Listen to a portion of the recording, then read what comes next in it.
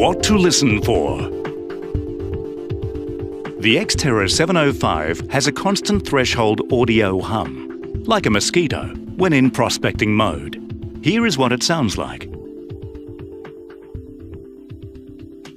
When the coil is moved over a piece of gold, there is a change in the audio.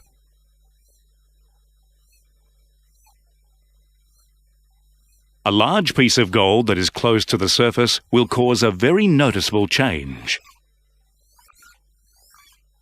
A small piece of gold or a large deep piece of gold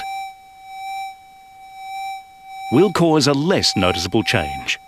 When searching for gold, it is very important to listen very carefully to the audio sound to ensure that you don't miss any small or deeply buried gold.